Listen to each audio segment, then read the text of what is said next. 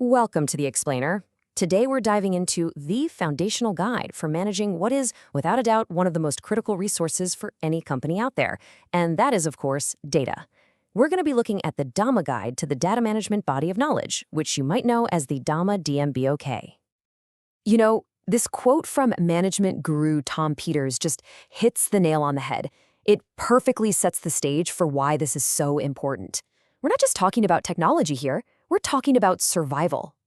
So to really get a handle on data management, the first thing we have to do is kind of shift how we think about data itself. It's not just some digital exhaust that our business operations spit out. Nope, it's way, way more valuable than that.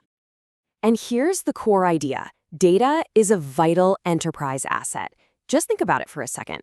We have entire departments dedicated to managing money, we call it finance, and people, we call that HR. Well, the DAMA guide makes the case that data deserves that same level of professional, focused management because it's absolutely crucial for hitting the company's goals.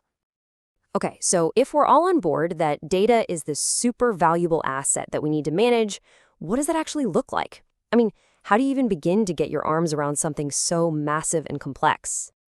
This is really the big question that the DAMA guide sets out to answer. And the great thing is, it doesn't just ask the question and leave you hanging. It gives us a really comprehensive, structured framework we can actually follow. And here's how it does it.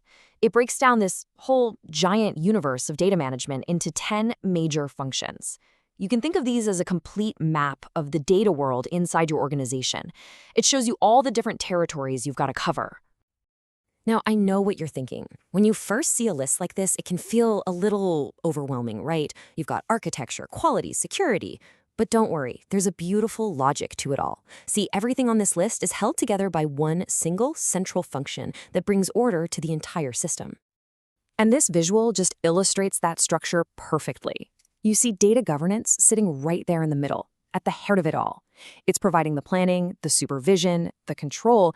It makes sure all those other functions are working together in harmony. It's kind of like the conductor of the data orchestra. Of course, a map isn't much use if you don't have people who know how to read it. And that brings us to the absolutely crucial roles responsible for protecting and using this asset. And spoiler alert, it is not just a job for the IT department.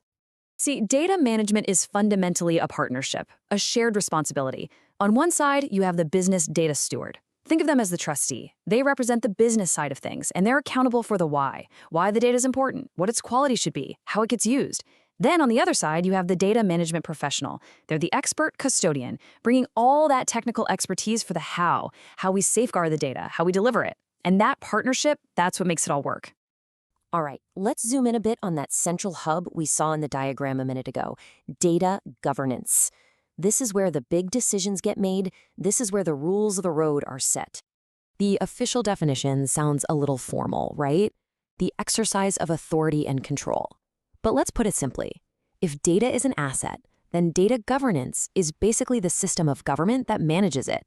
It's how the whole organization makes decisions about its data together. So this government of data is what creates those rules of the road for how data gets handled across the entire company. It sets the policies, it steps in to sort out issues or disagreements, and it makes sure everyone is actually following the rules, whether that's for your own internal standards or for outside regulations.